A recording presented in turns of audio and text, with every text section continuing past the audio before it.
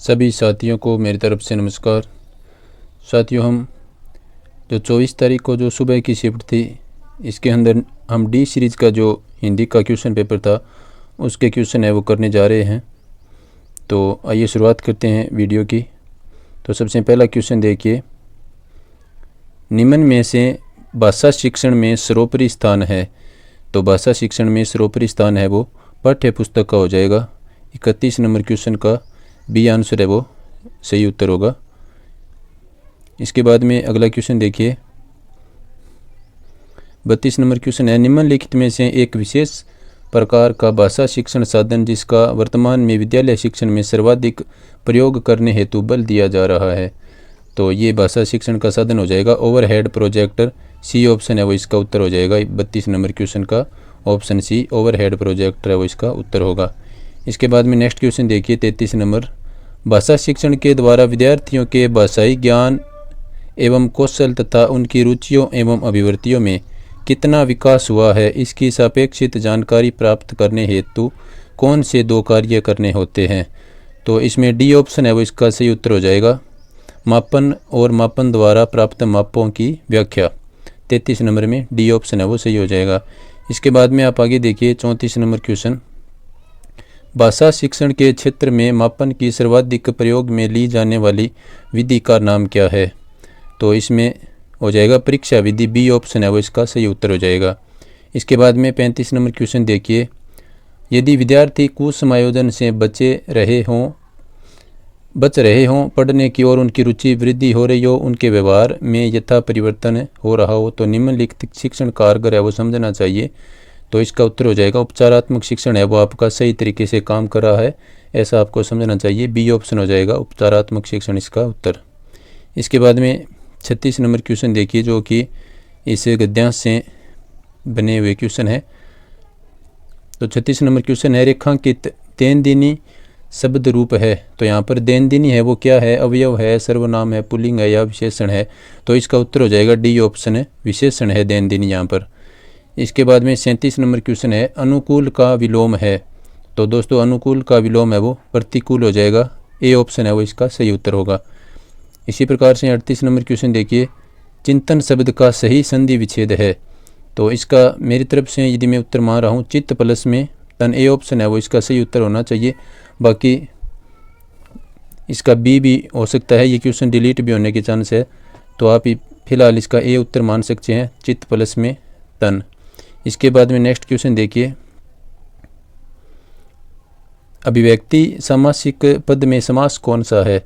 तो अभिव्यक्ति में अभी उपसर्ग जुड़ गया तो ये अव्ययीभाव समास हो गया। इसका बी ऑप्शन है वो सही हो जाएगा। इसी प्रकार से 40 नंबर क्वेश्चन देखिए, निम्नलिखित में से तत्सम शब्द है। तो यहाँ पर तत्सम शब्द है वो सी ऑप्शन हो जाएगा, अनायास है वो तत्सम शब्द होगा। इसके बाद में अगला क्वेश्चन देखिए, 41 नंबर, बीमार शब्द के सही पर्यायवाची है। यानी कौन से विकल्प में सभी शब्द है वो बीमार शब्द के पर्यायवाची है। तो इसका बी ऑप्शन है वो उत्तर हो जाएगा, अस्वस्थ, रुग्ण और व्याधिग्रस्त है वो बीमार के पर्यायवाची है। इसके बाद में नेक्स्ट क्वेश्चन देखिए, निम्न में से वर्तनी की दृष्टि से शुद्ध शब्द है।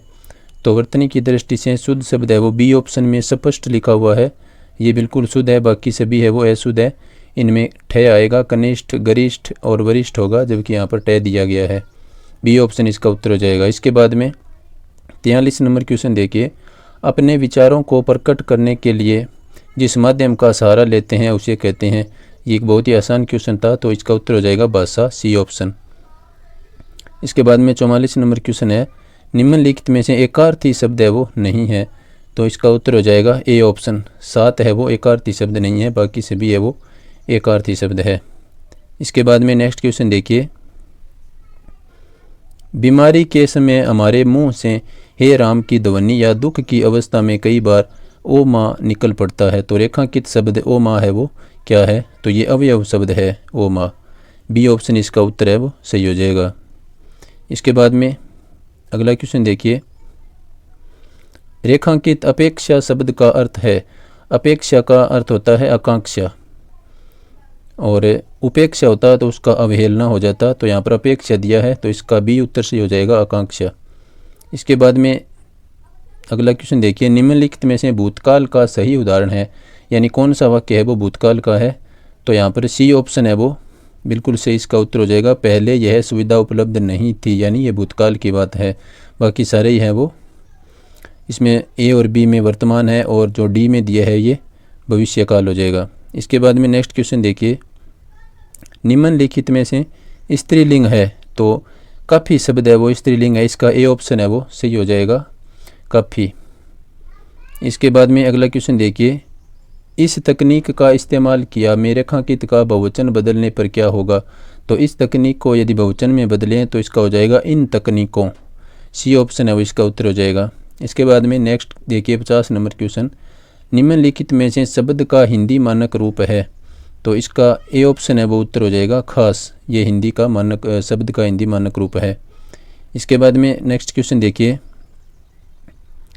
सावन शब्द का हिंदी शुद्ध रूप है। तो सावन शब्द का हिंदी शुद्ध रूप है वो श्रवण, सावन, चावन और श्रावण। तो डी ऑप्शन है वो इसका उत्तर हो जाएगा श्रावण। नेक्स्ट क्वेश्चन है, तुम दौड़कर चलते हो रेखांकित पदबंध का उदाहरण है। तो यहाँ पर तुम के नीचे है वो अंडरलाइन किया है, तो तुम क्या है एक सर्वनाम है और इसका डी ऑप्शन है वो सही हो जाएगा। नेक्स्ट क्वेश्चन देखिए, ठीक न्याय करना अर्थ प्रकट करने वाला मुहावरा है। तो इसका बी ऑप्शन है वो सही उत्तर हो जाएगा, दूध का दूध, पानी का पानी करना। इसके बाद में नेक्स्ट क्वेश्चन देखिए, घरेलू शत्रु प्रबल होता है का अर्थ अभिव्यंजित करने वाली उचित लोकोक्ति है। तो इसका ए ऑप्शन है वो सही हो जाएगा, घर का बेदी लंका डाये। यदि यहाँ पर आप घरेलू और घर का मैच करते हैं तो ये उत्तर आप बिल्कुल सही तरीके से इसका निकाल सकते हैं। तो ए ऑप्शन इसका उत्तर हो जाएगा। नेक्स्ट क्वेश्चन है, कलकत्ते की राजधानी बताओ, इस वाक्य में प्रयुक्त चिन्ह को क्या कहते हैं। तो इस वाक्य में पूर्ण विराम का प्रयोग है वो किया गया है। इसके बाद में अगला क्वेश्चन देखिए, निम्न में से मातृभाषा राष्ट्रीय जागरण और सांस्कृतिक पुनरुत्थान को जिस शिक्षण विधि से बल मिला है। तो इसमें हो जाएगा बेसिक शिक्षा के अंदर है वो मातृभाषा की बात की जाती है, और तो इसका उत्तर है वो 56 का बी हो जाएगा। इसके बाद में नेक्स्ट क्वेश्चन देखिए, प्राथमिक स्तर के पश्चात पद्य और कविताओं का चयन करते समय ध्यान रखना चाहिए। कविता की भाषा क्लिष्ट होनी चाहिए, कविता जीवन से दूर कृत्रिम हो, कविता की भाषा कक्षा स्तर के अनुकूल हो, और डी है कविता कल्पना जगत में विचरण नहीं करती हो। तो इसका सी ऑप्शन है वो सही उत्तर हो जाएगा, कविता की भाषा कक्षा स्तर के अनुकूल हो। इसके बाद में नेक्स्ट क्वेश्चन देखिए, विद्यार्थी सही ढंग से लिखे और उसके लेखन कौशल में निरंतर विकास हेतु आवश्यक है। तो इसका ए ऑप्शन है वो बिल्कुल सही उत्तर हो जाएगा, अध्यापक विद्यार्थी लिपि, शब्द और वाक्य रचना की अशुद्धियों को दूर है वो करते रहें। इसके बाद में नेक्स्ट क्वेश्चन देखिए, विद्यार्थी में पठन कौशल विकसित करने हेतु उचित उपाय है। तो इसका उत्तर भी ए ऑप्शन हो जाएगा, पुस्तकालय में संदर्भित पुस्तक लेने, पढ़ने और अधिगम आवश्यक सामग्री खोज का अवसर है वो विद्यार्थी को दिया जाना चाहिए, जिससे कि वह पठन कौशल को विकसित कर सकता है। इसके बाद में नेक्स्ट क्वेश्चन देखिए, निम्नलिखित में से मातृभाषा शिक्षण और मातृभाषा हिंदी शिक्षण की समस्या है। तो इसमें बी ऑप्शन है वो सही माना गया है, तो वर्णों की अधिकता है वो इसका उत्तर होना चाहिए। बाकी बोर्ड की जो ऑफिशियल आंसर की आती है उसमें देखना इसका उत्तर है वो क्या माना जाता है। फिलहाल में इसका उत्तर है वो वर्णों की अधिकता मानता हूँ। तो इस प्रकार से ये हिंदी के जो 30 क्वेश्चन हैं उनकी आंसर की जो मैंने विभिन्न किताबों में देख करके तैयार की है। और यदि आपको वीडियो अच्छा लगा हो तो आप वीडियो को लाइक और शेयर अवश्य करें, और यदि चैनल पर पहली बार वीडियो देख रहे हैं तो चैनल को सब्सक्राइब भी अवश्य करें। वीडियो देखने के लिए धन्यवाद, नमस्कार।